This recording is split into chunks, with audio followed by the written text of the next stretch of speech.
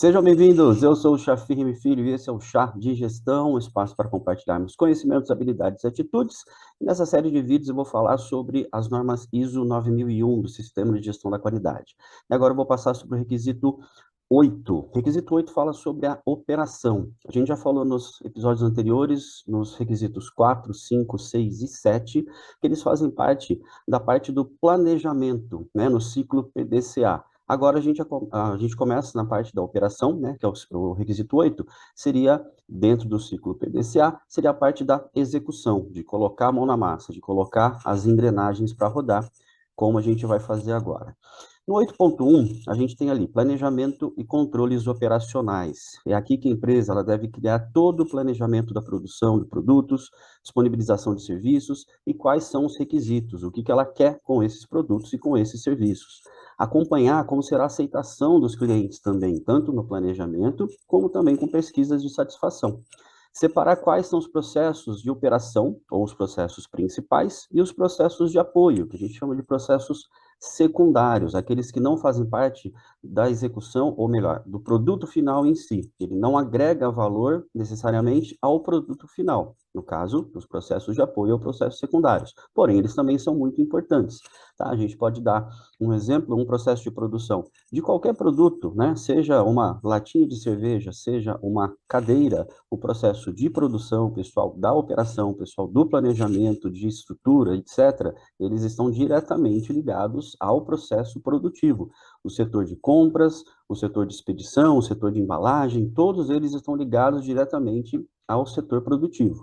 Porém, outros setores, como, um exemplo, a contabilidade da empresa, ela não faz parte desse processo de produção. Então, ela seria considerado um processo de apoio ou um processo secundário. E também garantir que todos os processos sejam seguidos como planejado, tá? Então, a gente precisa montar também os fluxogramas, montar os POPs, né, procedimentos operacionais padrão, e garantir que eles sejam seguidos. Evidentemente, fazer as correções necessárias. Ainda dentro de planejamento e controles operacionais, garantir que a estrutura dos processos elas estejam pertinentes com as atividades da empresa. A gente precisa ver quais são as atividades da empresa e montar uma estrutura pertinente a isso, para que todos esses processos eles se conversem, eles se convirjam em algo para o produto final, que agregue valor ao produto final. A gente também precisa ter uma matriz de mudanças, né? Planejada, analisada criticamente. Essa matriz de mudança a gente já falou lá atrás também, em relação a como montar e o que fazer, e o que colocar, né? O que inserir nessa matriz de mudança. O que tá pertinente e o que está coerente, né, com os processos de produção da empresa ou de prestação de serviços da empresa, com as alterações, né, que a empresa precisa fazer e também, evidentemente, as ações preventivas, para tomar ações preventivas para que erros não aconteçam, assim como isso também a gente já falou na matriz de risco, né, naquela parte sobre riscos. Confirmar que as informações constantes nos POPs, né, no procedimento operacional padrão, determinem todas as necessidades do processo. Então, a gente precisa colocar tudo que a gente precisa para aquele produto ou para aquela prestação de serviço sair lá no final e o cliente fique satisfeito. Então, todos os recursos necessários, quais são os responsáveis, quanto tempo leva para ser feito aquele processo ou aquela prestação de serviço, quais são os riscos inerentes àquele processo, quais são os cuidados que a gente deve ter, né, com aquele processo ou com alguma etapa específica, enfim, tudo relacionado aos processos a gente precisa deixar registrado de alguma maneira, e a maneira mais fácil seria através de um POP. O item 8.2, requisitos para produtos e serviços. Aqui a gente vai estabelecer a comunicação com o cliente sobre os pedidos, as mudanças durante a produção, controle de propriedade, contratos, etc. Então, aqui a comunicação com o cliente é extremamente importante para que o cliente tenha ciência do que a empresa vai fazer e também a empresa tenha ciência do que o cliente espera para aquele produto ou daquele serviço.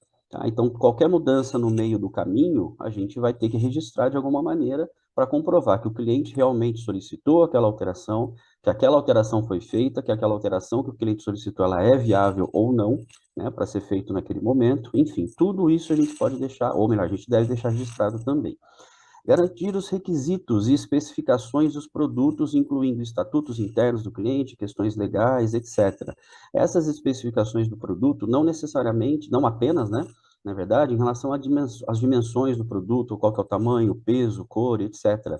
Mas também em relação a todo o processo de logística, de entrega e de recebimento, né? Porque, de repente, o cliente ele tem horários específicos para receber essa mercadoria, ele tem critérios específicos que precisam ser atendidos para que essa mercadoria, para que esse produto, para que essa prestação de serviço seja atendida. Então, essas especificações, elas devem constar já no pedido, já na entrada do pedido na sua empresa.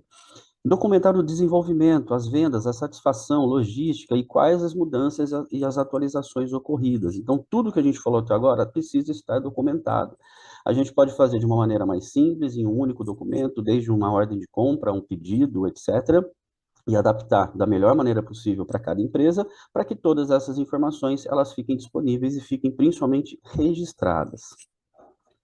8.3, projeto e desenvolvimento de produtos e serviços. Aqui devem ser determinadas as competências da criação dos projetos a partir de uma ideia, como será idealizado, como será feito. Nesse caso, muitas empresas, elas colocam esse item 8.3 e também 8.4 daqui a pouquinho, como sendo itens não aplicáveis. Quando a gente viu lá atrás, no requisito 4, quando a gente monta o escopo do sistema de gestão da qualidade, ou seja, o que a empresa vai buscar com o sistema, com a implantação do sistema de gestão da qualidade. A auditoria ela tem que saber o que ela vai olhar e o que ela não vai olhar no momento da auditoria para certificação. Então, em algumas empresas, no nosso caso, por exemplo, da agência de gestão, esse foi um item que nós consideramos não aplicável. Por quê? Porque nós não desenvolvemos projetos específicos para os clientes. Nós atendemos as necessidades dos clientes de acordo com uma metodologia. Porém, a gente não desenvolve projetos específicos, como, por exemplo, uma empresa de arquitetura, né? Um escritório de arquitetura, que vai realmente desenvolver um projeto específico para cada cliente. Então, esse item 8.3, nesse exemplo do escritório de arquitetura, ele é aplicável. No nosso caso, uma empresa de consultoria, ele não é aplicável, mas isso vai variar de caso para caso. A gente não pode generalizar que todas as empresas de consultoria não aplicariam esse item 8.3. Então, apenas um parênteses aí para explicar um pouquinho melhor. A gente tem que ter também, nesse caso dos projetos de desenvolvimento, detalhes do produto, quais são as etapas, se é viável, quais são os recursos, quais são as responsabilidades técnicas. A gente precisa ter um engenheiro, a gente precisa ter um químico, dependendo da empresa, que assine por isso, a gente precisa ter um farmacêutico que vai assinar por isso. Enfim, o veterinário vai depender muito de cada caso e de cada empresa, de cada produto ou serviço que está sendo desenvolvido e projetado. E, evidentemente, quais são os resultados que se espera com isso. Então, quando é montado esse projeto, tudo isso já tem que ter sido considerado. Todos esses pontos, eles têm que ser considerados no projeto, e não depois do produto pronto, evidentemente. 8.4, controle de processos, produtos e serviços providos externamente. Aqui a gente também tem essa fase que pode ou não ser considerada aplicável, dependendo de cada caso, evidentemente. Então, qual é o critério de seleção dos fornecedores e as suas necessidades? Como que a empresa ela utiliza, ela seleciona, melhor dizendo, os seus fornecedores? Qual é o critério que ela utiliza? Isso nós temos algumas ferramentas para facilitar esse preenchimento também e para que essa norma seja atendida. Algumas etapas de processos, elas podem ser feitas terceirizadas, né? Eu tenho uma empresa, eu tenho alguns processos, porém, uma ou duas etapas desse meu processo de produção, ele é feito externamente, eu terceirizo essa etapa. Para mim, não compensa fazer isso dentro da minha empresa. Então, eu preciso também que isso esteja discriminado, né? Quando eu monto a minha estrutura de processos e os meus fluxogramas, o mapeamento do processo, e eu preciso que isso seja, também tenha um critério para a escolha desses fornecedores, porque também é minha responsabilidade como empresário que os meus fornecedores tenham a mesma qualidade que eu quero ter na minha empresa. Então, eu preciso criar esse critério. Requisitos de matéria-prima, quais são os controles de checagem, né, que o meu fornecedor ele tem, né, qual que é a matéria-prima que ele utiliza, eu preciso ter essa garantia de qualidade também.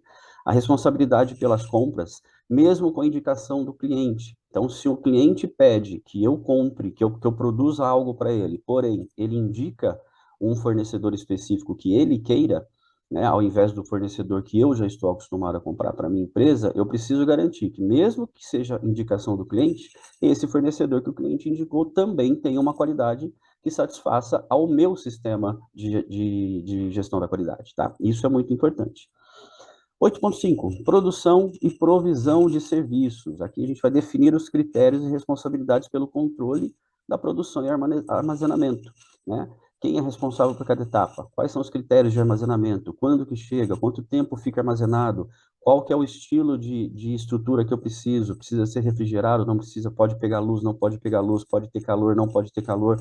Enfim, tudo isso precisa ser controlado e, evidentemente, registrado com os seus devidos responsáveis. Uma planilha de controle de equipamentos, a gente já falou sobre isso também, um cronograma de manutenções preventivas, etc. O POP, que é o procedimento operacional padrão, o CIPOC, que a gente vai mapear, né, todo o processo, desde os fornecedores, né, que são os suppliers, ali na sigla inglesa do CIPOC, né, os inputs, o que entra, as entradas, né, a matéria-prima, o process, né, que é bem no meio ali, que são os processos, aí sim é o mapeamento do processo como um todo, o O, que seria os outputs, as saídas, qual que é o meu produto que está saindo e quem são os meus clientes. Né? Então, ali eu pego toda a cadeia, desde o fornecedor até os meus clientes. Isso sendo mapeado, fica muito mais fácil para a gente conseguir registrar quais são as divergências que possam ocorrer ao longo do processo de produção, até mesmo para qualquer tipo de controle de qualidade, ou mesmo um recall, por exemplo, para saber que aquele produto, daquele lote, daquele fornecedor, deu algum problema. Ali eu já vou saber quais são os produtos que saíram, isso foi a entrada, né? Ali eu vou saber quais são os produtos que saíram da minha empresa com aquela referência, daquele lote que deu problema. Então, fica muito mais fácil esse controle e rastreamento. Amostragem de controle de qualidade, durante o processo de produção também, eu preciso ter ali, durante o processo, quais são os pontos de checagem no meu controle de qualidade, né? Onde que eu vou fazer, quando que eu vou fazer esse controle de qualidade, para não esperar todo o processo finalizado, para aí sim a gente perceber que houve algum erro no produto final. Meio de comunicação e registros de itens de provedores externos. Aqui é a mesma coisa. Quais são os provedores externos, quando que eles atuam, em que etapa que eles atuam, quais são os produtos e como que isso fica registrado. Se deu algum problema, se está tudo ok, qual foi o lote e etc. Então, esse é um item também que é muito importante. 8.6, liberação de produtos e serviços. Inspeção de qualidade para a liberação dos produtos ou serviços com o seu devido registro. No final, a gente já vai ter, evidentemente, o registro do que deu certo, do que não deu certo, quantos produtos estão ok no final da fase produtiva, quantos produtos não estão ok, e o que é feito com esses, para que eles não saiam da empresa. Então, esse controle também é um pouquinho depois, mas a gente já tem que ter isso registrado, essa inspeção do controle de qualidade para que eles sejam liberados ou não. Quem que é o responsável por fazer isso? Quem que assina essa liberação? Para a gente poder também checar se isso está sendo bem feito ou não. Garantir que os critérios de qualidade estejam de acordo com o que foi projetado e dentro das características pré-estabelecidas, como eu falei antes, em relação às dimensões, a limites, quantidades, cores, etc. Então, dentro desse controle de qualidade, a gente tem que ter tudo isso. Se o cliente pediu as especificações, né, tem lá um projeto com as especificações, a gente tem que ter isso registrado de que aquelas especificações foram atendidas. Okay? 8.7, aí sim, dando sequência no item anterior, controle de saídas de não conformes, né? Não conformes são tudo que não está de acordo com o que havia sido projetado. Então, a gente precisa identificar todas as saídas não conformes e garantir que não sejam entregues ou vendidas. Então, identificou que ali no meio do processo de produção deu algum problema, algum produto não ficou dentro das características e dentro das especificações, a gente separa. E eu preciso garantir que aquilo não vai ser entregue. Por isso que a anotação anterior, como eu falei, em relação a lote, em relação a qual que é o fornecedor, ao tipo de produto que pode ter saído com aquele lote que veio com uma matéria-prima com problema, por exemplo, a gente precisa garantir o destino daquilo, precisa garantir que aquilo não seja entregue para o cliente e precisa dar um fim para aquilo que seja de acordo ao nosso sistema de gestão da qualidade da minha empresa. Ou seja, qual que é o meu critério? Eu vou devolver para o fornecedor, eu vou solicitar troca, eu vou pedir para que ele ressarça o meu prejuízo, eu vou pedir para que ele ressarça o meu cliente, caso ele tenha recebido algo errado e que foi detectado posteriormente. Então, tudo isso a gente precisa registrar em uma planilha, um formulário de não conformidades, por exemplo. Tomar medidas de contenção e separação dos produtos, além de medidas preventivas. Então, as medidas preventivas, a gente já tenta ali minimizar esses erros para que eles não ocorram. Porém, caso ocorra alguma coisa, eu já tenho que ter medidas previamente estabelecidas de o que eu vou fazer em caso de algum problema no meio do processo de produção, né? Então, lá, quando a gente faz o mapeamento dos processos, a gente já coloca no modelo do POP, por exemplo, né, do procedimento operacional padrão, quais são os riscos que aquele processo tem. Então, a gente pode reunir várias dessas informações que eu estou passando para vocês em um único documento, contanto que esse documento contenha essas informações importantes, tá? Uma delas, quais são as medidas em caso de não conformidade, quais são as ações em caso de não conformidade, por exemplo, o que que a empresa precisa fazer, ou o que que aquela figura que está ali naquele momento, né, o operador da máquina, ele tem que fazer caso ocorra algum problema. Isso tudo tem que ser passado previamente e tem que ter treinamentos, etc. Reparar o erro ou efetuar a troca do produto não conforme, né, ou eventualmente entregue. Então, a gente precisa garantir, como já foi falado também, que o foco do sistema de gestão da qualidade, da ISO 9001, é o cliente, é a satisfação do cliente. Então, a gente precisa garantir isso. Não adianta eu simplesmente detectar que teve algum problema, anotar qual foi o fornecedor, qual foi o lote, ok? Porém, eu não efetuar a troca para o meu cliente, por exemplo. Então, eu preciso resolver isso de qualquer maneira. Então, tudo isso está ligado diretamente com a satisfação do cliente, que é o foco do sistema de gestão da qualidade. Aqui, então, só umas imagens, né, em relação ao controle de saídas não conformes. A gente tem primeiro a identificação do problema. Tem lá, olha, tem um vazamento. Identificamos o problema. Primeira ação a ser feita, contenção. Fecha o registro para parar o vazamento. Para a máquina, desliga tudo. Vamos ver o que aconteceu. Então, identificação, contenção. Depois a gente vai fazer a correção, né? Trocar a peça que está com defeito, trocar a junta ali do encanamento que está vazando, enfim, fazer o que deve ser feito em relação à medida de correção.